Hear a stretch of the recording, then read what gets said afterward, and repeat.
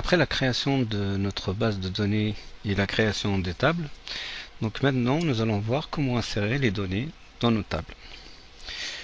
Donc pour insérer les données, je vais vous présenter la structure générale de la requête d'insertion des données qui est insert into. Donc on donne le nom de la table.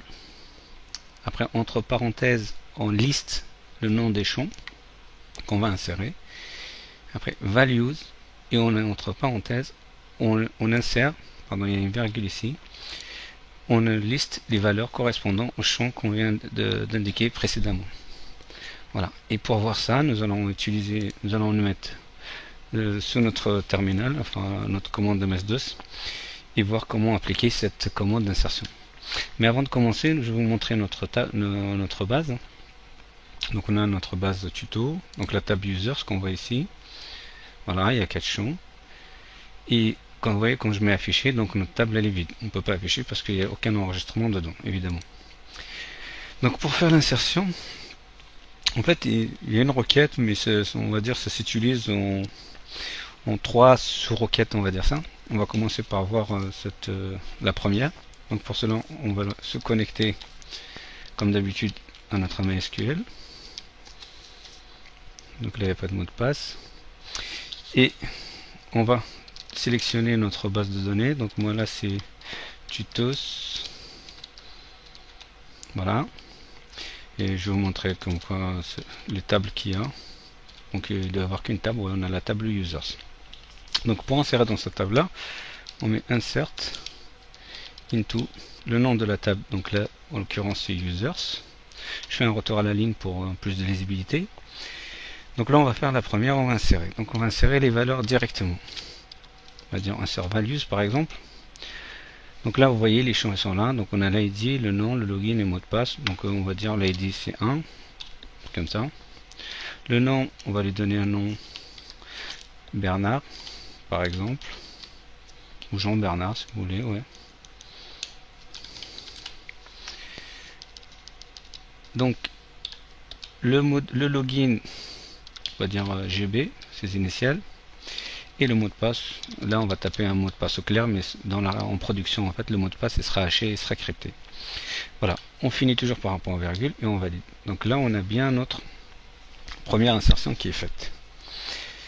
Donc là c'est dans le cas où on veut faire une insertion sur l'ensemble des champs. On a une deuxième possibilité, c'est de faire l'insertion. On va faire c'est insert into users, toujours la même table. Par contre là on a la possibilité de lister les champs qu'on souhaite utiliser, sur lesquels nous allons insérer. Imaginez que par exemple vous voulez juste insérer le nom et le login, donc on ne veut pas insérer le mot de passe, on veut laisser la possibilité à l'utilisateur par la suite de le saisir ou de le modifier. Donc là par exemple on liste en dit name, vous voyez on a le champ name ici, login, c'est les deux qu'on souhaite changer. Voilà, et puis on fait values, et là on donne les infos qu'on souhaite. Par exemple, on a le nom c'est Jean, par exemple, et le login, je sais pas, on va dire GLL, on va dire ça, c'est son login. Voilà, on termine par un point virgule, et nos données sont insérées dans la table. On a encore une information, cette deuxième méthode elle est souvent utilisée quand on veut par exemple insérer beaucoup d'enregistrements, enfin plusieurs insertions à la fois. Donc là on aurait pu faire par exemple insert into users, donc le nom et le login par exemple, et si on veut insérer plusieurs, donc qu'est-ce qu'il aurait fallu faire? Donc par exemple là on a Alex, je sais pas, son login ça va être Al, et on veut insérer un deuxième, donc on fait une virgule, on rajoute la même chose, le deuxième enregistrement. Donc là on va dire Edouard par exemple, son login ça va être ED par exemple, ses initiales. Si on a un troisième c'est pareil, hein. Je sais pas moi, on va dire Paul ou Jean-Paul,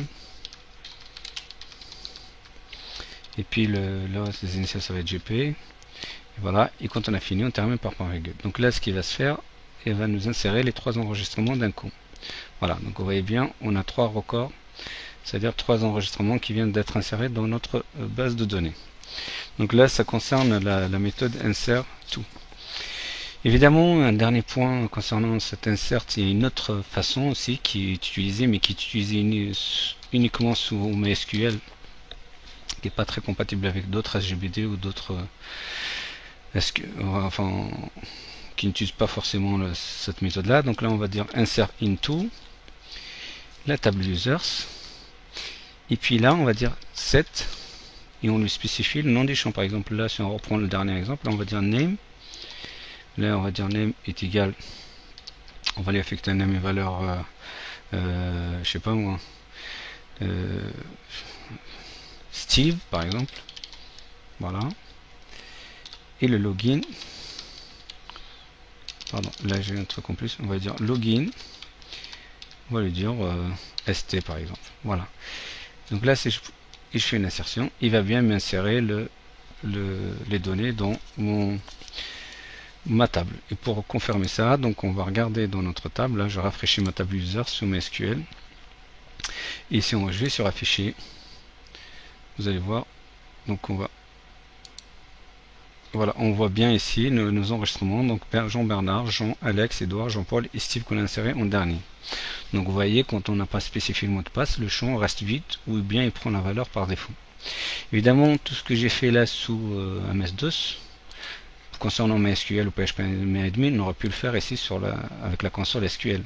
Donc là, vous voyez, on aurait pu se mettre sur Insert ici.